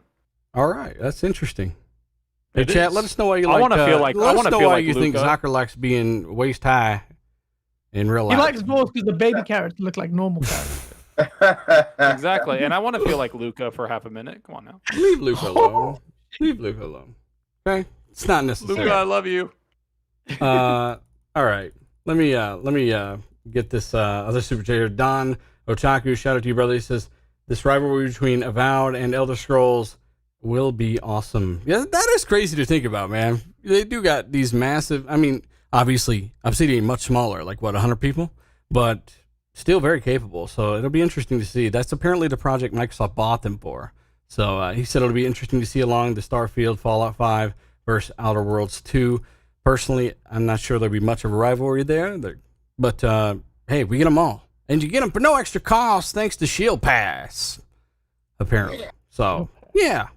Shield Pass. Shield Pass. Hey, by the way, real quick, there's some stuff that I had heard behind the scenes here, and I tweeted about some of the stuff. Ghost of Tsushima standalone expansion, hinted at that on Twitter. Information broke pretty quickly after. So that information was definitely out there behind the scenes, but it is going to be a Ghost of Tsushima expansion launching this year. And I also heard that Arc System Works it's like deep legal stages with Sony. Those are the guys that developed Guilty Gear. They did some of the Dragon Ball games, stuff like that. So that's just some stuff that I guess we'll definitely see if that stuff comes to fruition. I know the Ghost stuff is definitely 100%. Same source on the Arc stuff. So we will see. Project Dragon update. Speaking of RPGs, we got another damn RPG. And by the way, Avalanche is pretty much all but done. Like, I got so many DMs, Tim, about Avalanche Studios. If you haven't played Mad Max, like, go and play Mad Max. It got FPS boost. If, Rage 2, like, if you don't like those games, a lot of people are psyched for this, right? So it's apparently a medieval RPG. That's what they're kind of hinting at right now. And it's IO Interactive, right? Yeah. Well, no, that's Avalanche, right? No, or maybe it's making contraband. Okay, I was jumping from thing to thing. My bad. Yes, it is IO, but the Avalanche thing came in shortly after because I don't know about you, Zucker. I'm sure you got them, but a lot of people asking, is that thing done? Is it happening? And according to what we know, it's definitely happening. It's like it's all but done, pretty much. So yeah, that's what I've heard. I've heard that the Avalanche stuff is all yeah, it's pretty much done. They might announce it when it's finally like kind of like dot the I's, cross the T's, get it done.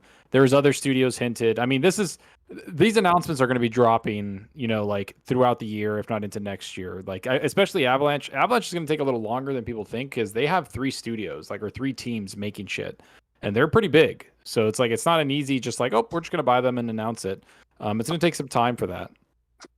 Yeah, definitely. And again, another RPG from IO, which could also be on the table, right? So that is apparently, I think Jazz Corden's hinting at it being a medieval RPG, just clubbing dragons in the side of the head with maces. I don't know. I don't really know what you're doing there. It's apparently an online connected thing. Tim, have you heard anything about this project Ninja Turtles? No. The Kojima game?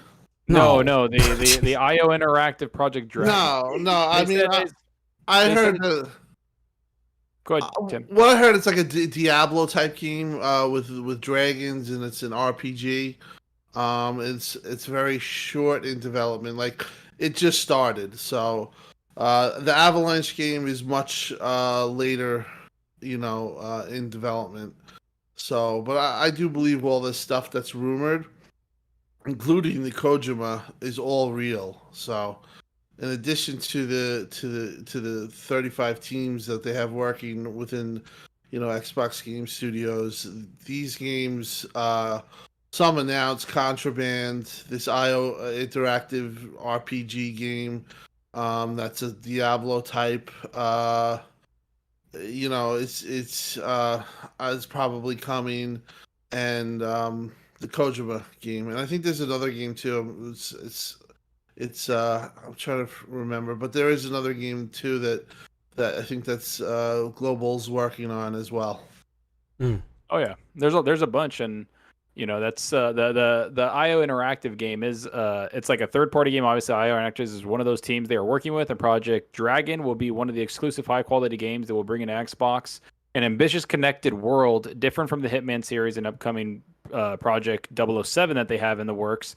This is a large medieval-like world that involves dragons. We'll have a 10-year mark of like expansions. Like they're trying to make this a big online presence game, and IO Interactive wanted to make an online game, and I guess they talked to Xbox about it. Well, I mean, apparently id are working on a new IP as well. Oh yeah, of course. So much stuff, chat. So much stuff that's happening. So many games. There's too many games almost. You know what the funny thing is like right when Starfield, Redfall, all these other games start dropping, these other games are going to be like 2 years in development and then be ready for announcement. So people are going to be like, yeah, this is great. Get Starfield. Look at that. Oh, wait, what? What the hell's that? Wait, what the hell's that? Like all these other games are just going to keep rolling the fuck in. Oh, it's so good. The games are insane. Like we're so spoiled, man. Like Avowed is supposed to be on the scale of like Elder Scrolls type I thing. know. It's just like mad. Then you got Fable. Then you got id. Id. You know how sick id are. Id, the guys behind Quake, John Carmack fame. Doom. Oh man, that's my baby, man. And that to go back to Xbox and my preferred console. That's just match made in heaven. It's just oh man, we're so spoiled, man. id Software working on a new IP. Also, John Carmack once on the fresh off the heels of the Bethesda announcement. He's was tired of getting quite sued happy. for VR. He probably is, and then going into space in real life. But he on Space Cookies. No, but he also said that it was that acquisition was a really good opportunity for them to revisit old IP, and there's only a handful they can really think about. And Quake, man, Quake. I love Quake. We need arena shooters back, man. That's it. We need shooters. First-person multiplayer games for like the old school beast, not this Fortnite build a house shit. Come on, give me arena shoot. Any of you guys booted up the Doom Eternal patch, by the way? Not Tim yet. did. Tim, Wow. tell me this game blew your mind. Doom Eternal. Did you boot that up? Yeah, it's really impressive. But like I said earlier, Exodus takes the cake for me. It is that impressive. But yeah, it's with the fire and the lighting and stuff like that.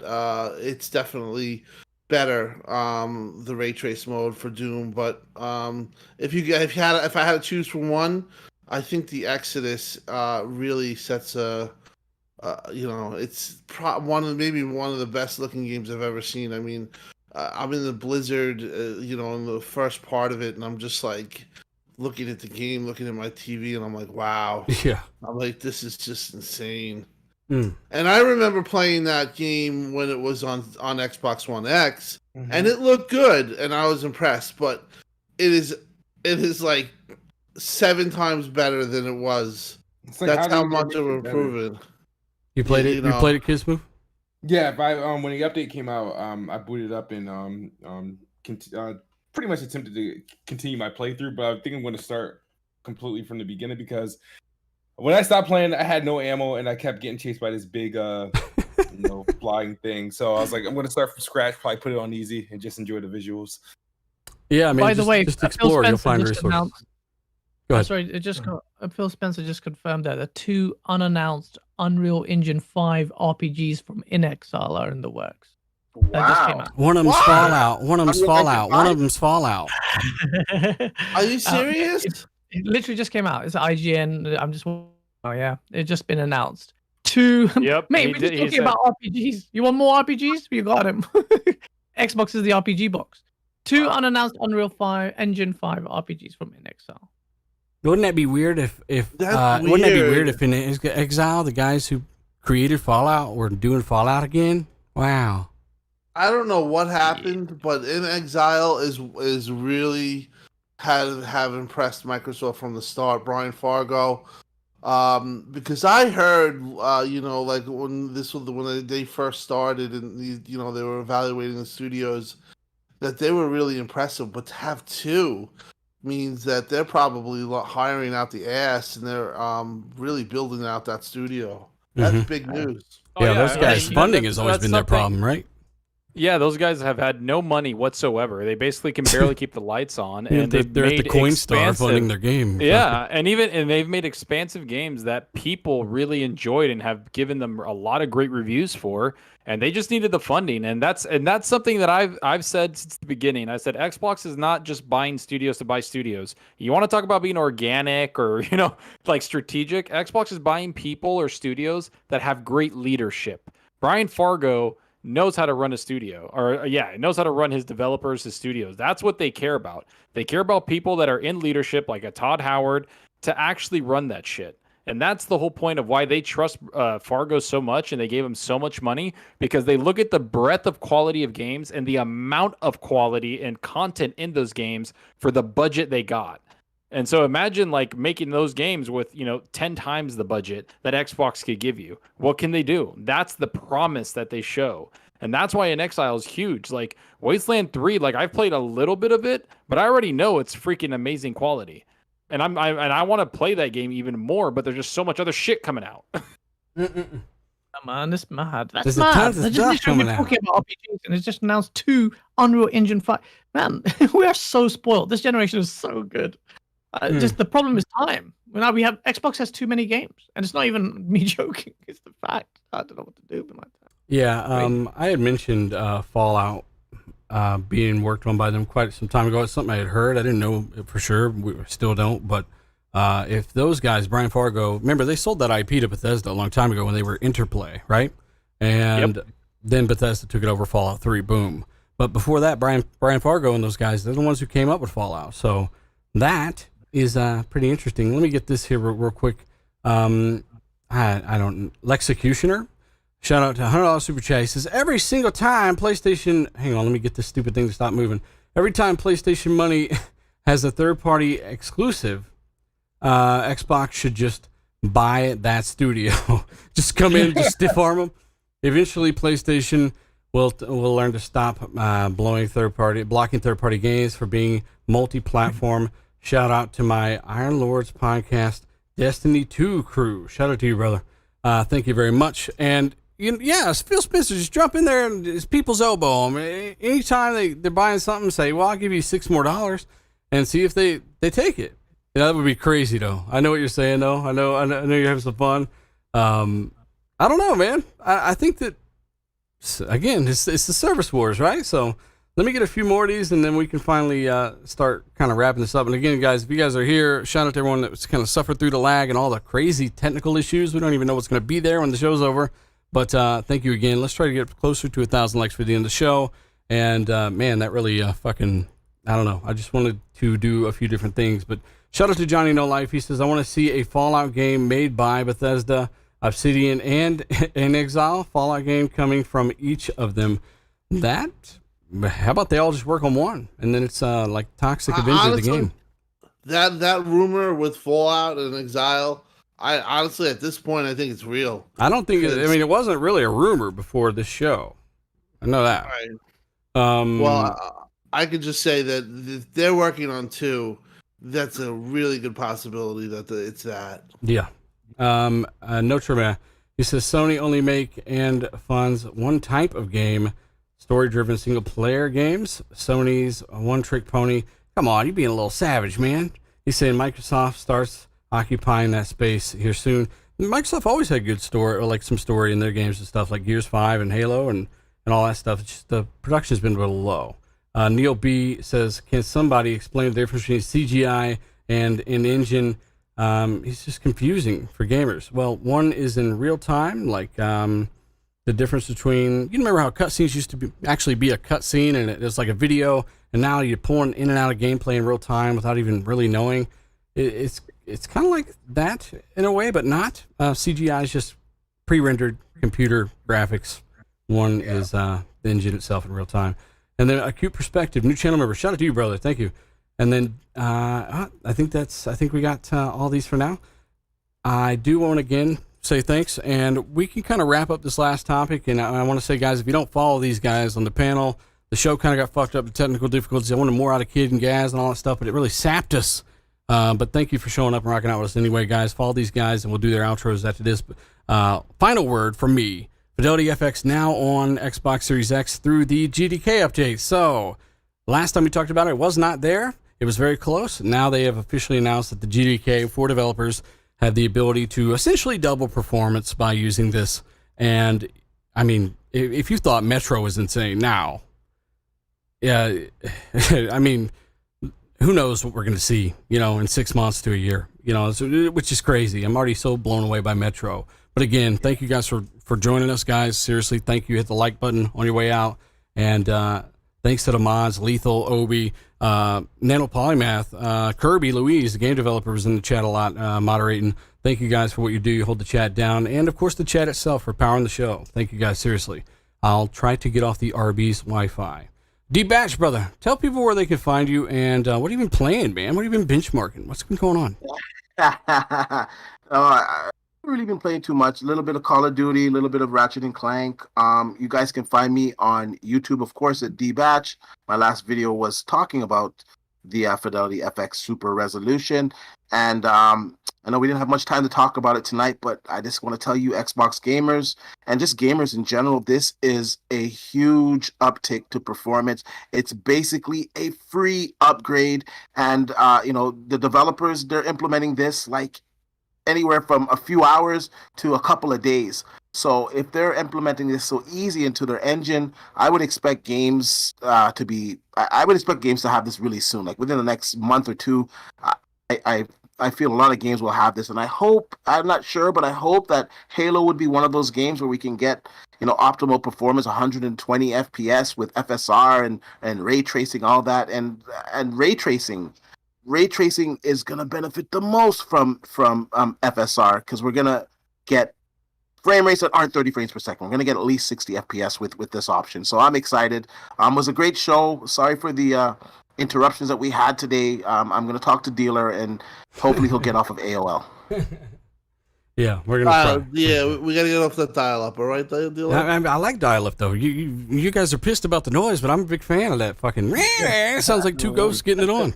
Hey, let's go ahead and do the next outro here. Big shout out to Kids Move, man, for coming on, man. I know it wasn't what I wanted, kid. You're so much more capable, and I didn't get to utilize you to your full potential. But tell people what you've been playing, man, and we gotta have you on again, bro. Yeah. I won't be a stranger. I'll whenever you got room next time. I would love to come on and make up for today. But I'm playing Scarlett Nexus on Xbox. Very, very fun game. Usually I'm not into the anime thing, but this game has done it. I've been playing a whole lot of it, probably more than I should. And on the PlayStation side, I've been kind of just on and off on Ratchet and Clank. Playing Xbox podcast tomorrow.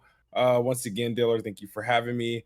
If you're looking for another full-time podcast, oh shit, maybe you could get more out of me. But I'm just saying, free agents. But yeah. Anyway, shout out to RDX, shout out to Dealer, Gas, D-Badge, Xcloud, Tim Dog. I almost called you Project Dim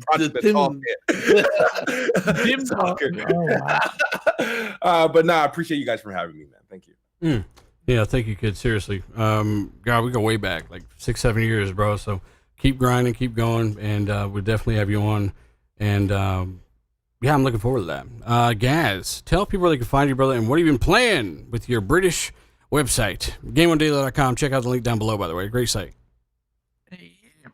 Check out GameOnDaily.com. It's for everyone to take over the industry, because we know about media bias, right? So the idea is to redress the balance, put it in the hands of content creators, you guys, so you filter out the content that you need, blah blah blah. That's my sales pitch. In terms of what I've been playing, I'm addicted to. I'm like Zorka, yeah. This is why I like Zorka, because he's a multiplayer fiend like me. So I've been stuck playing Apex Legends. I want to be good. I want to be an Apex Predator. I've been playing Mass Effect as well. So Mass Effect 2. That game is ridiculous. So scratch my single player itch. But when I'm not making videos, I am making. Oh, sorry, we're not playing games. I'm making videos like the Exorcism video that many of you may have not watched. Watch it. Game on Daily. One word is the channel, and I'm going to be doing a lot more videos. Don't want to ruin what the next one is, but that's pretty crazy as well. Shout out to you as well, Dealer, for supporting Game on Daily from day -1. Before we were a small sperm cell, and you made us what we are, which makes you the. I'm very lost. No, I'll be quiet. I'm But scared. basically, thank you so much. Thank you Hey, so by the much way, for- I think I mentioned this at the beginning, man. But Fonz couldn't be here; he's on vacation.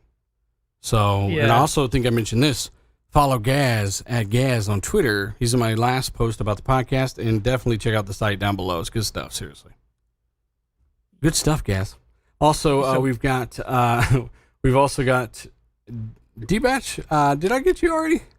Yes, you did. But Okay, I'm tripping. I'm reading the chat, man. Shit. Xcloud Tim Dog, brother. Tell people where they can find you and who you dunking on now. I am dunking on. That game last night was crazy, bro. We were playing. I've been playing, like I said, Doom and the recently patched games for ray tracing. some show and some, NBA we played last night. Interesting stuff though. Try to listen to this Ryan McCaffrey interview. Some tidbits in there. They're definitely growing. Studios, PC is definitely a huge sector that they can grow in, and the commitment to buying studios is as they say, as Game Pass grows, the studio portfolio will grow. Just reading some stuff on that is very interesting. So I'm going to get to that. But this is a great show. Gaz and Kid Smooth, awesome guests. We got to do it again when he gets off the 56K modem and he gets, off the dial-up. And we'll definitely thanks for the chat for sticking around for the whole thing. I think it was a good show regardless. But, some of that stuff, like I said, tune into it, read into the interview that just released. It sounds like there's going to be shortages too for a real long time. Demand for Xbox has never been hotter than it is right now. Hot off the presses, and I will see you next week. Love you all. Fake man bear pig, go outside, sir. Play with some flowers and swing. Let the air go through your hair. Also, we've got Zalker87, brother. Tell people where you've been playing, man. I saw you playing some D&D and some Rocket League, man. And where can people find you? Yeah, man. You guys can find me on Twitter, Zalker87, YouTube, Zalker87. And I've been playing a lot of the Dungeons & Dragons Dark Alliance through Game Pass on the Series X. That game is a lot of damn fun. I grew up reading those characters, those books. So I love it. They actually do hint at the books a lot in there, like some of the dialogue that people talk back to, and the story's pretty cool. And I enjoy it, man. So having a lot of fun with that with my buddies too. Like, don't play that solo. I'm just gonna say that right now. You get really hard, and it's kind of but when you play with your friends, it's a lot of fun.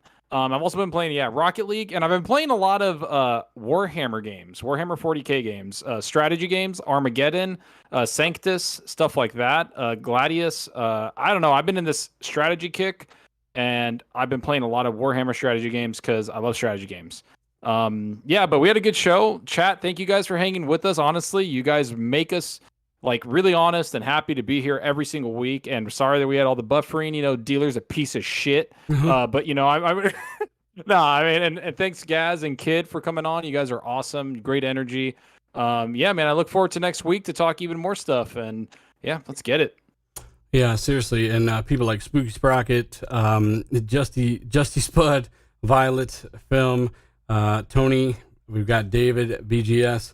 We've got Cute Perspective, Carlos, all these guys in the chat, guys. I mean, I wish we could shout you out more today, but there's been so many issues. I don't want to get cut off more. I will say that Chivalry 2 is the name of the game, and chopping off arms and legs and mostly get my own chopped off is kind of how it's going. But it's a lot of fun, and if you got some friends, Chivalry 2, I really recommend it.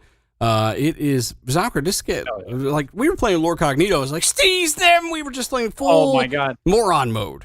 I play by myself still, bro. Like, I'm having a lot of fun. I'm leveling up every character. I'm all the classes.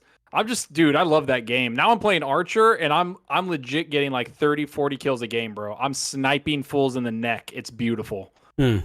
Yeah, it's a blast, man. Seriously, and I'll get to a few of these super chats and what I haven't gotten to here in a second. But you can find me at dealer_gaming on Twitter.